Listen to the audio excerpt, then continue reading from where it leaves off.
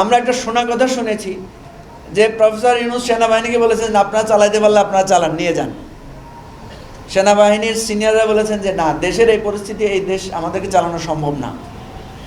এ দ্বারা কি বোঝা যাচ্ছে?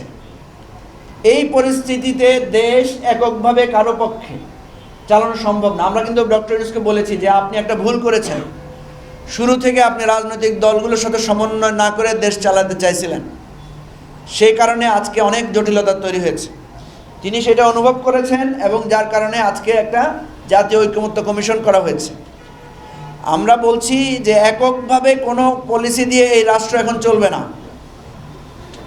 সেনাবাহিনী প্রধান কিন্তু বলেছেন যে উনার মাত্র 30,000 ফোর্স আছে, যাদেরকে পাঠাতে হবে আবার আঠাতে হবে। উনি নিজেই বলেছেন যে আমরা কিন্তু উই হ্যাড কি বলেছেন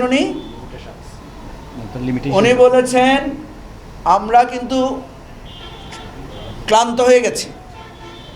we had enough last 7 months, ওনার বক্তব্যটা এরকম ছিল।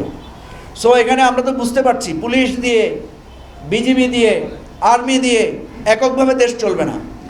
আর্মিকে লাগবে, জনগণের সহযোগিতা লাগবে, রাজনৈতিক দলগুলোর ঐক্যবদ্ধতা লাগবে।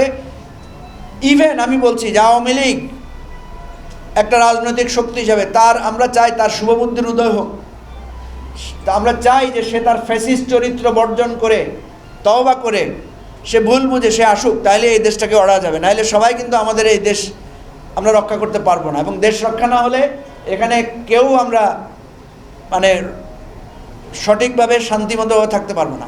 এই জন্য আমি বলছি সবার সহযোগিতা লাগবে, এককভাবে কেউ পারবে না।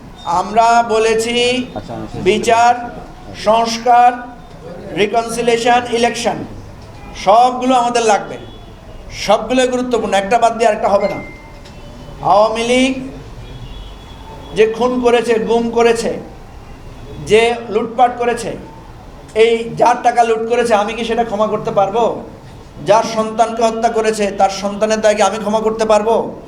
আপনারা দেখেছেন যে বিএনপি এবং জামাতের, সম্ভবত জামাতের আমির আওয়ামী লীগকে ক্ষমা করার কথা বলে ওনার দলীয় নেতাদের তোপের মুখে পড়েছেন উনি। কারণ তারা বলেছে যে আপনি তো ক্ষমা করতে পারেন না, যার রক্ত গিয়েছে, যার সন্তান হত্যা হয়েছে, সে তো ক্ষমা করতে হবে।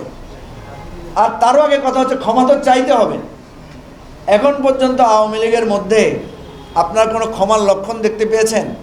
ক্ষমা চাওয়ার কোনো ইঙ্গিত পেয়েছেন? পায়নি। সেজন্য আমরা বলছি যে তারা যদি তাদের সুষ্ঠু বিচার এবং তারা যদি ভুল বুঝে ক্ষমা চায়, তাহলে একটা রিকনসিলিয়েশন প্রসেস শুরু করার ব্যাপারে আমাদের আহ্বান থাকবে।